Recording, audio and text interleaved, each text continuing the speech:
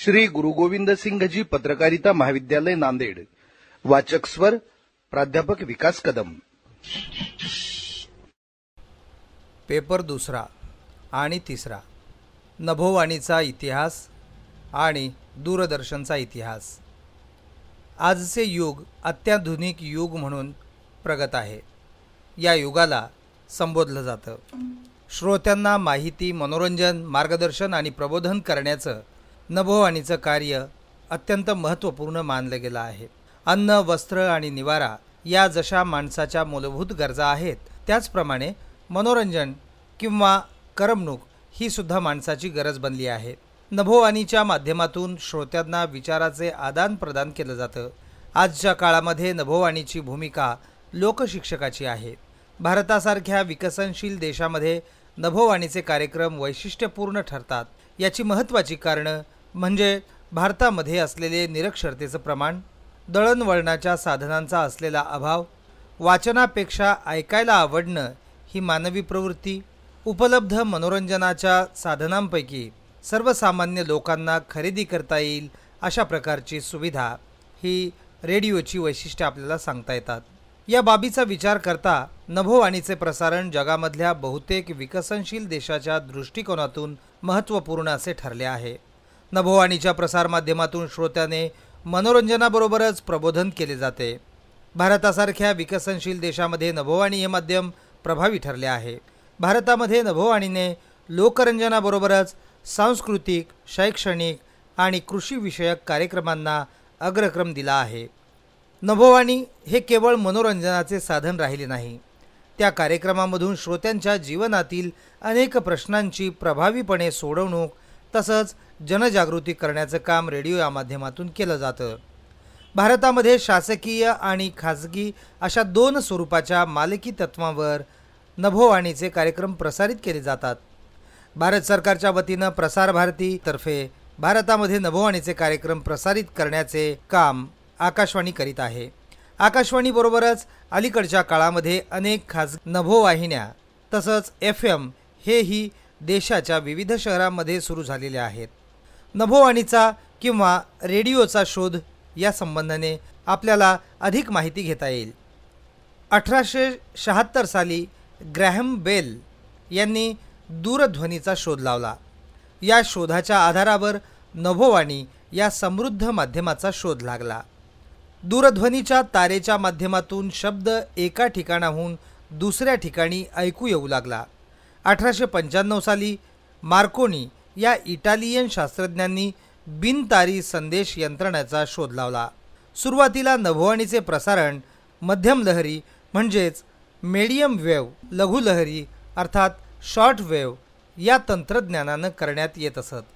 नंतर त्या सूक्ष्म लहरी, मायक्रोवेव्ह आणि आता फ्रिक्वेन्सी मॉड्युलेशन अर्थात FM या तंत्राचा वापर करण्यात येत आहे। मार्कोनीने 1918 साली सप्टेंबर महिन्यामध्ये इंग्लंडकडून ऑस्ट्रेलियाला पहिला रेडिओ संदेश पाठवला। 1921 साली अमेरिकेतील पीटर्सबर्ग इथं जगातलं पहिलं नभोवाणी केंद्र स्थापन करण्यात आलं होतं। भारतामध्ये नभोवाणीचं आगमन। भारतामध्ये 1926 साली नभोवाणी प्रसारणाला सुरुवात झाली।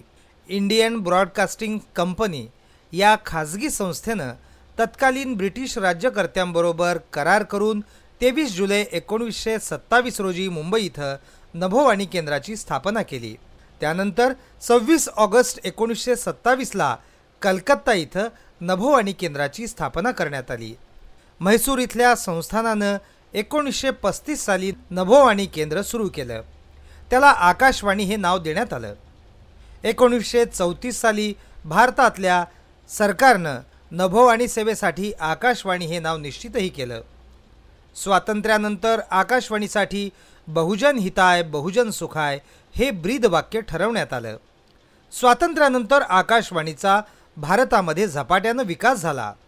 आकाशवाणीच्या कार्यक्रम प्रसारणासाठी सध्या इन्सॅट AD, इन्सॅट 2A आणि इन्सॅट 2B या उपग्रहाचा वापर करण्यात येत आहे।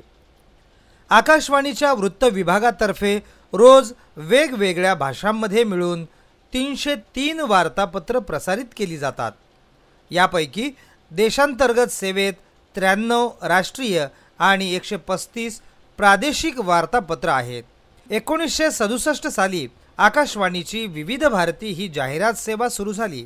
त्याचबरोबर आकाशवाणीची स्वतंत्र विदेश प्रसारण सेवा सुरू करण्यात आली. त्यावरून दररोज 24 परदेशी भाषांमध्ये प्रसारण केलं जातं. याबरोबरच विविध ठिकाणाहून आकाशवाणी केंद्रावरून आकाशवाणीच्या प्रसारणाविषयी जनमानस समजावून घेण्यासाठी एक स्वतंत्र सर्वेक्षण विभाग कार्यरत करण्यात आला. त्याला ऑडियन्स रिसर्च वेव्ह असं म्हटलं जातं. अर्थात त्याला ARV असंही संबोधलं जातं. आकाशवाणी केंद्रावरून युवकांसाठी युवावाणी, लहान मुलांसाठी बालमंडळ, महिलांसाठी महिला जगत अशा कार्यक्रमांबरोबरच बातमीपत्र, बातमी विश्लेषण, चर्चा, भाषणं, मुलाखती, वार्तापत्र, भूपद, नभोनाट्य, संमेलन वृत्तांत तसंच समाजातील आलेल्या बातम्यांवरून आणि लेखांवर आधारित कॉमेंट फ्रॉम द प्रेस हा विशेष कार्यक्रम वृत्त विभाग प्रसारित करीत असतो. आकाशवाणीची वैशिष्ट्येही काही वेगळी आहेत. आकाशवाणीच्या प्रसारणाची ही वैशिष्ट्ये आपल्याला संबोधता येतात. आकाशवाणी आणि दूरदर्शन या 2 श्राव्य आणि दृकश्राव्य माध्यमांचं नियंत्रण भारत सरकारच्या वतीनं केलं जातं. 2001 मध्ये या दोनही माध्यमांचे नियंत्रण प्रसारण खात्यानं प्रसार भारतीकडे सोपवले. वाढती स्पर्धा आणि कार्यक्रमांचा दर्जा तसंच गुणवत्ता सुधारावी या दृष्टीनं केंद्र सरकारनं हे पाऊल उचललं.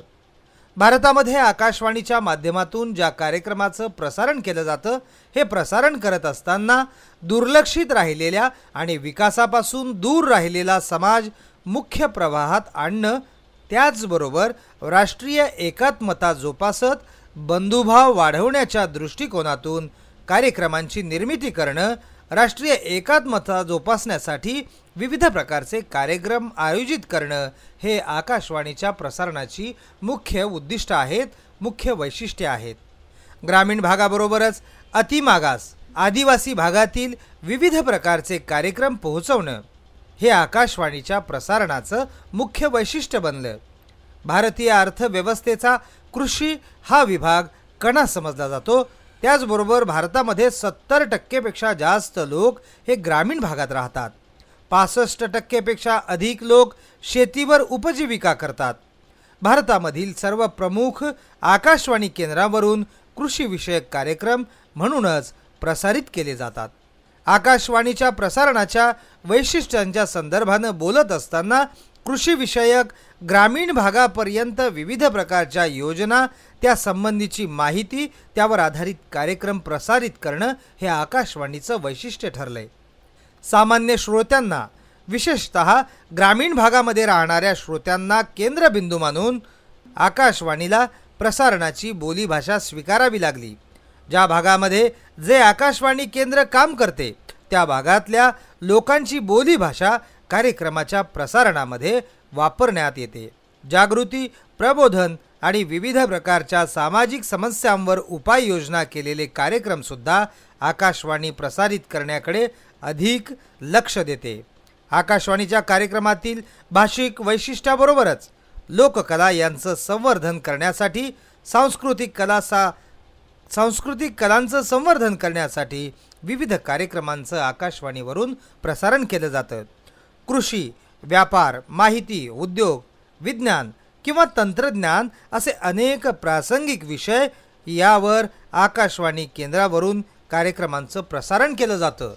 देशात घडणाऱ्या विविध घटना घडामोडी यांची माहिती श्रोत्यांना देण्यासाठी हिंदी, इंग्रजी, मराठी, संस्कृत अशा भाषांमधून बातमीपत्र प्रसारित केली जातात. आकाशवाणी नवोदित कलावंतांसाठी दरवर्षी संगीत समारोहाचं आयोजन करते. यामधून अनेक नवोदित कलावंतांना जनतेसमोर येण्याची संधी प्राप्त होते. जातीय दंगली, हिंसाचार, नैसर्गिक आपत्ती अशा कालावधीमध्ये आकाशवाणीवरून शांतता प्रस्थापित करण्यासाठी आवाहन केलं जातं. त्याला खूपच चांगला प्रतिसाद मिळत असतो. त्याचबरोबर अनेक रोजगारविषयक जाहिराती आकाशवाणीवरून प्रसारित केल्या जातात. याचा या देशातल्या बेरोजगार युवकांना मोठ्या प्रमाणावर लाभ होतो आणि बेरोजगारी कमी करण्यामध्ये आकाशवाणीच्या या जाहिरातींचा अत्यंत प्रभावीपणे वापर केला जातो। भारतामध्ये असलेली विविधता, विविध सण, विविध उत्सव, चालीरीती यावर आधारित विविध कार्यक्रम आकाशवाणी केंद्र त्या भागातून प्रसारित करीत असते। त्या भागातल्या लोकांना या आकाशवाणीच्या कार्यक्रमामधून सांस्कृतिक सण उत्सवाच्या कार्यक्रमातून संधी दिली जाते। विज्ञान आणि तंत्रज्ञानाच्या क्षेत्रात झालेल्या नवनवीन शोधाचा उपयोग करून भारतामध्ये आकाशवाणीने आपला दर्जा, आपली कार्यक्षमता, त्याचबरोबर विविधता जोपासण्याचा प्रयत्न केला आहे। FM प्रसारण सेवेमुळे पुन्हा एकदा ग्रामीण आणि शहरी श्रोते आकाशवाणीच्या कार्यक्रमाकडे आकर्षित होत आहेत। या सर्व बाबी आकाशवाणीच्या विशेष वैशिष्ट्यामध्ये गणल्या जातात। आकाशवाणीच्या विविध केंद्रावरून देशभरामध्ये ग्रामीण भागातल्या विद्यार्थ्यांना, ज्या ठिकाणी शिक्षणाच्या सोयी नाहीत अशा ठिकाणच्या विद्यार्थ्यांना शिक्षणाचे विविध कार्यक्रम ऐकवण्याची, त्यांचं ज्ञान संवर्धन करण्याची, त्यांना ज्ञानार्जन करण्यासाठी वेगवेगळ्या कार्यक्रमांचं प्रसारण केलं जातं। दूरचित्रवाणी किंवा दूरदर्शन किंवा दूरचित्रवाणी हे दृकश्राव्य माध्यम म्हणून परिचित आहे। या माध्यमाने रेडिओच्या नंतर, नभोवाणीच्या नंतर या देशामध्ये विविध क्षेत्रामध्ये विकासाची गंगा आणली आहे। या दृकश्राव्य माध्यमांनी देशाला प्रगतीच्या पथावर नेण्याचं काम केलेलं आहे। माहिती, मनोरंजन, मार्गदर्शन आणि करमणूक या सर्व क्षेत्रामध्ये या माध्यमांनी फार मोठी मजल मारली। याचा लोकांना खूपच लाभ होताना अलीकडे पाहायला मिळतो आहे। नभोवाणी या माध्यमाचा शोध लागल्यानंतर दूरचित्रवाणी या दृकश्राव्य माध्यमाचा शोध लागला। दूरचित्रवाणी हे एक प्रभावी जनसंवादाचं किंवा मास कम्युनिकेशन म्हणून संबोधलं जातं। संपूर्ण जगातल्या दृकश्राव्य प्रसारणाला दूरचित्रवाणी असं संबोधलं जातं। भारतामध्ये दूरचित्रवाणी ही माध्यम सेवा दोन प्रकारच्या मालकीची आहे। यामध्ये सरकारची मालकी असणारे दूरदर्शन आणि खाजगी वाहिन्या। यामध्ये सरकारची मालकी असणारे दूरदर्शन, खाजगी मालकी असलेल्या वाहिन्यांमध्ये झी टीव्ही, ई मराठी या प्रमुख वाहिन्यांचा समावेश केला जातो।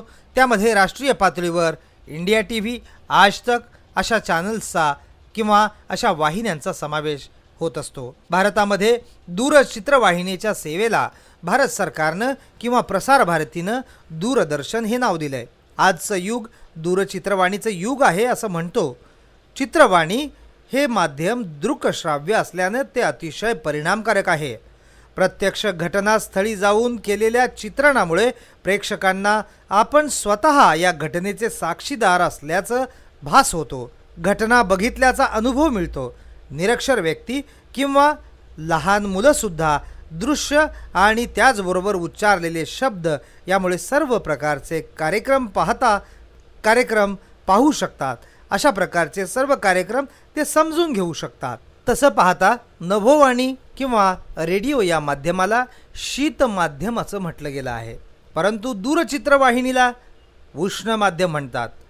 हे स्पष्टीकरण करताना मार्शल मेहकल यांनी म्हटलं आहे की दूरचित्रवाणीचे कार्यक्रम होत असताना दर्शक हा आपले डोळे, कान, मन अशा 3 महत्त्वपूर्ण अवयवांचा सहभाग घेत असतो आणि म्हणून ज्या ठिकाणी जास्त अवयवांचा सहभाग असतो ते प्रसारण प्रभावी ठरत असतं। त्यामुळे आजच्या युगाला दूरचित्रवाणीचे युग असं म्हटलं जातंय। श्री गुरु गोविंद सिंघजी पत्रकारिता महाविद्यालय नांदेड। वाचक स्वर प्राध्यापक विकास कदम। काळाप्रमाणे दूरचित्रवाणीने आपल्या कार्यक्रमाचे स्वरूप, उद्दिष्ट यामध्ये अनेक बदल केले। करमणूक प्रधान कार्यक्रमाबरोबरच अलीकडच्या काळात दूरचित्रवाणीवरील बातम्या, विविध प्रकारचे माहितीपूर्ण कार्यक्रम, 24 तास बातम्या देणाऱ्या वाहिन्या, त्याचबरोबर क्रीडा, प्राणीजगत, विज्ञान, तंत्रज्ञान, धार्मिक, आध्यात्मिक, शैक्षणिक, सांस्कृतिक, संगीत विषयक अशा विविध प्रकारच्या विषयानुसार दूरचित्रवाणीच्या वाहिन्यांचे स्वतंत्रपणे कार्यक्रम प्रसारित होतात। अशा कार्यक्रमांना दिवसेंदिवस दर्शकांकडून मोठ्या प्रमाणावर प्रतिसाद मिळत आहे. भारत सरकारच्या मालकीचे आणि पूर्णपणे शासकीय नियंत्रण असलेले दूरदर्शन ही एक दूरचित्रवाणीची वाहिनी आहे. भारत सरकारने या वाहिनीद्वारे राष्ट्रीय प्रसारण आणि प्रादेशिक प्रसारण याबरोबरच D news, D sport, D Bharati इत्यादी वाहिन्या सुरू केलेल्या आहेत. भारतामध्ये सर्वाधिक लोकांपर्यंत पोहोचणारे माध्यम म्हणून दूरदर्शन या दृकश्राव्य माध्यमाचा उल्लेख होतो. संपूर्ण भारतामध्ये एकाच वेळी दूरदर्शन माध्यमाद्वारे आपण प्रसारण करू शकतो. त्यामुळे भारतीय प्रसारमाध्यम वृत्तपत्र आणि रेडिओ या दोन माध्यमापेक्षाही लोकांपर्यंत पोहोचण्याचं काम दूरदर्शनद्वारे केलं जातं. भारतासारख्या लोकशाही प्रधान देशामध्ये संसद, प्रशासन आणि न्यायव्यवस्था या तीन शक्तींबरोबर वृत्तपत्रांना किंवा वृत्तसंस्थेला चौथी शक्ती संबोधलं गेलंय. दूरदर्शनच्या प्रसारणाची वैशिष्ट्य. दूरदर्शन हे एक दृकश्राव्य इलेक्ट्रॉनिक माध्यम आहे. या माध्यमाचे दृकश्राव्य हे एक प्रमुख बलस्थान आहे. दृकश्राव्य म्हणजे या ठिकाणी दृक म्हणजे दिसणे आणि श्राव्य म्हणजे ऐकणे. दूरदर्शन त्यामुळे अल्पकाळामध्ये लोकप्रिय ठरले. सत्यम शिवम सुंदरम या ब्रीदवाक्यानुसार भारतीय प्रसारणाच्या दूरदर्शनने विविध वाहिन्यांवरील विविध विषयांवरील कार्यक्रम प्रसारित करून महत्त्वपूर्ण भूमिका बजावली आहे. एक यशस्वी कारकीर्द दूरदर्शनने निर्माण केली. दूरदर्शनच्या राष्ट्रीय प्रसारणाबरोबरच प्रादेशिक प्रसारणाला विशेष महत्त्व आहे.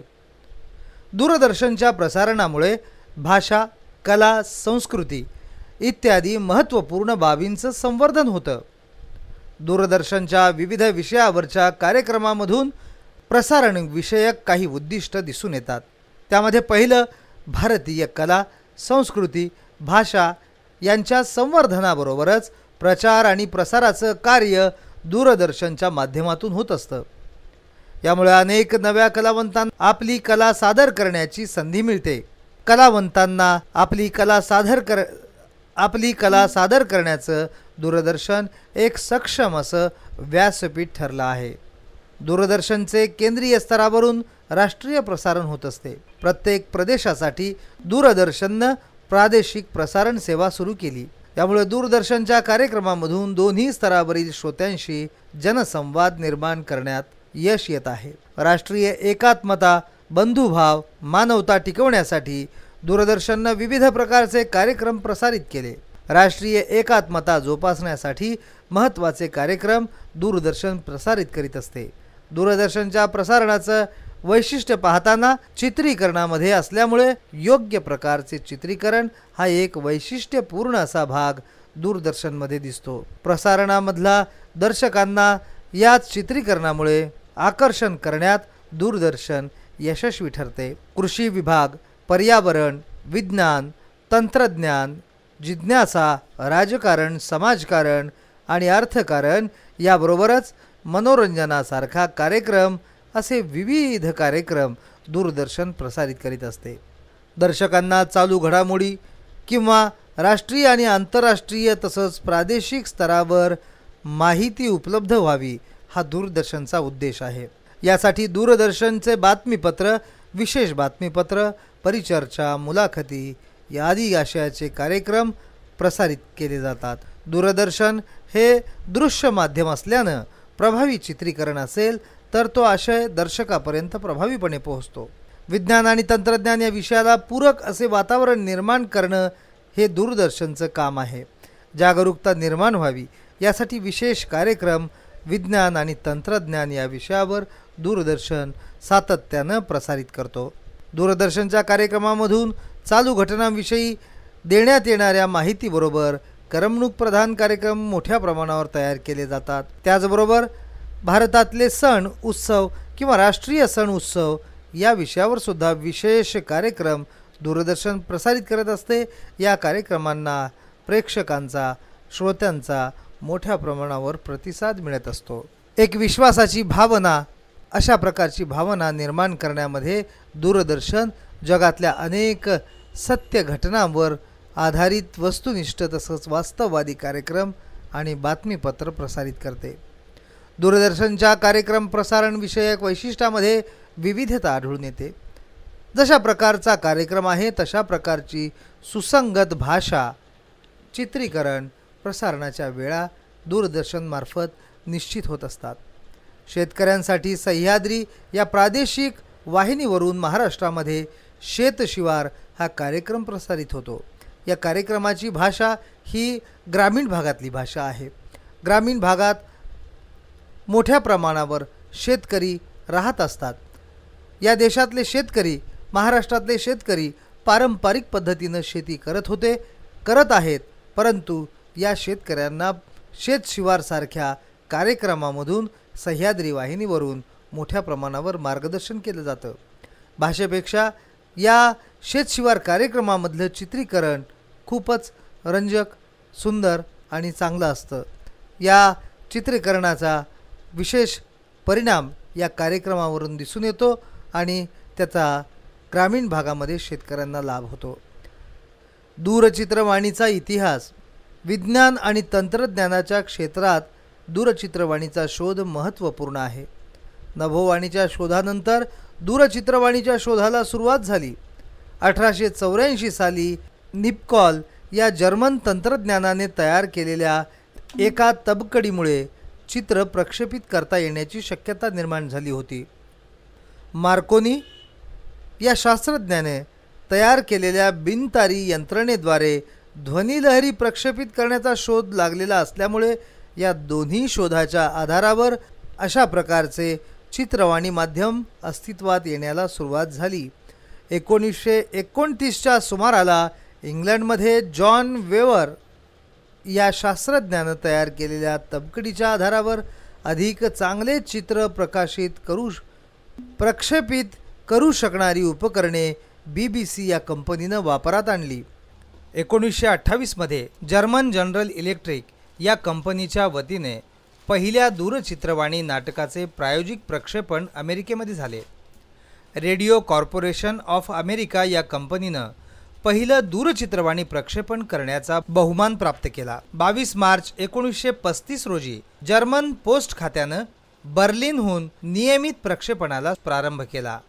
त्यानंतर 1936च्या जुलै-ऑगस्टमध्ये जर्मनमध्ये ऑलिम्पिक खेळाच्या स्पर्धेचे थेट प्रसारण करण्यात आले. अशा प्रकारे दूरचित्रवाणीच्या कार्यक्रमांना सुरुवात झाली. दूरदर्शनच्या स्थापनेची वैशिष्ट्य. भारतामध्ये सरकारच्या वतीने स्थापन करण्यात आलेल्या दूरचित्रवाणीच्या वाहिनीला दूरदर्शन असं नाव देण्यात आले. 1 एप्रिल 1976ला सूचना आणि प्रसारण मंत्रालयानं दूरदर्शनच्या प्रसारामागची उद्दिष्ट ठरवली आहेत. सामाजिक परिवर्तनाच्या प्रक्रियेत प्रेरकाची भूमिका असली पाहिजे. राष्ट्रीय एकात्मतेच्या कार्यक्रमांना प्राधान्यक्रमानं प्रसिद्धी देणं, जनसामान्य माणसात वैज्ञानिक दृष्टिकोनाची भावना निर्माण करणं, कुटुंब कल्याण, लोकसंख्या नियंत्रण, त्याचबरोबर आरोग्याच्या विविध समस्यांवर कार्यक्रम किंवा संदेश प्रसारित करणं, कृषी उत्पादनाला प्रोत्साहन देऊन हरित क्रांती आणि पशुपालनाला प्रोत्साहन देऊन श्वेतक्रांती, नीलक्रांती घडवण्यास प्रेरणा देणं, गरीब आणि दारिद्र्य रेषेखालच्या उपजीविका करणाऱ्या दुर्बल घटकांच्या सामाजिक कल्याणासाठी उपयुक्त असे कार्यक्रम तयार करणं, पर्यावरणाचे संतुलन राहण्यासाठी पर्यावरणाचे महत्त्व पटवून देणं, क्रीडा, व्यायाम आणि सांस्कृतिक अभिरुची निर्माण करण्यासाठी विविध प्रकारचे कार्यक्रम तयार करणं, भारतामधल्या कला आणि सांस्कृतिक परंपरांविषयी सतत जागरूक राहून देशातील लोककलांचं संरक्षण करणं ही भारतातल्या दूरदर्शनची वैशिष्ट्ये आहेत. उपग्रहाच्या यशस्वी प्रयोगामुळे दूरचित्रवाणी या माध्यमाचं मोठ्या प्रमाणावर विस्तारीकरण झालं. 1957 नंतर उपग्रहाचा वापर दूरचित्रवाहिन्यांमध्ये सुरू झाला. भूस्थिर कक्षेत फिरणाऱ्या उपग्रहामुळे दिवसाचे जवळजवळ 24 तास एका ठिकाणी दूर अंतरावरून जाणाऱ्या कोणत्याही भागातून संदेश ग्रहण करणे आणि तेथे संदेश पाठवणे शक्य होऊ लागले. उपग्रह संदेश वहनामुळे दूरचित्रवाणीचे तंत्रज्ञान आणि कार्यक्रम प्रचंड मोठ्या प्रमाणावर विस्तारण्यात आले.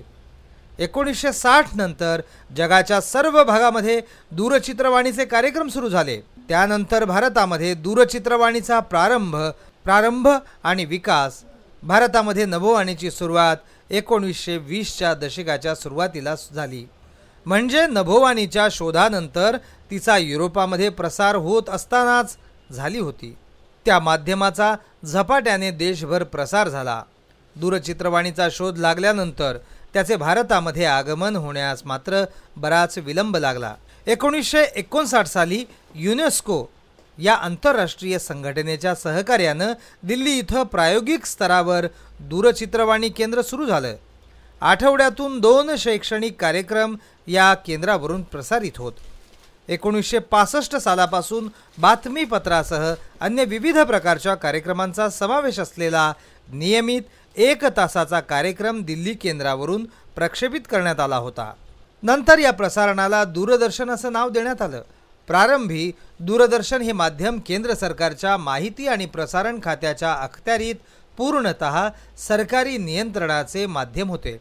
प्रसार भारती या मंडळाच्या स्थापनेनंतर दूरदर्शनला प्रशासकीय स्वायत्तता देण्यात आली. देशाच्या गरजा लक्षात घेऊन माहिती देणं, प्रशिक्षण देणं आणि मनोरंजन करणं अशी 3 प्रमुख उद्दिष्ट समोर ठेवण्यात आली होती. दूरदर्शनवरून मनोरंजनात्मक आणि माहितीपूर्ण कार्यक्रमाबरोबरच राष्ट्रीय एकात्मता, धार्मिक आणि जातीय सलोखा, कुटुंब नियोजन, साक्षरता इत्यादी मुद्द्यांचा संदेश देणारे कार्यक्रम दूरदर्शनवरून दाखवले जात. भारतासारख्या विकसनशील देशामध्ये दूरदर्शनच्या कार्यक्रमामधून निर्माण होणारी जनजागृती लक्षात घेता अनेक प्रादेशिक वाहिन्या सुरू करण्यात आल्या. यामुळे प्रदेशातील लोकांना मराठी भाषा आणि मराठी भाषेतून कार्यक्रम पाहण्याची आणि ऐकण्याची एक सुवर्ण संधी उपलब्ध झाली. श्री गुरु गोविंद सिंघजी पत्रकारिता महाविद्यालय नांदेड. वाचक स्वर प्राध्यापक विकास कदम.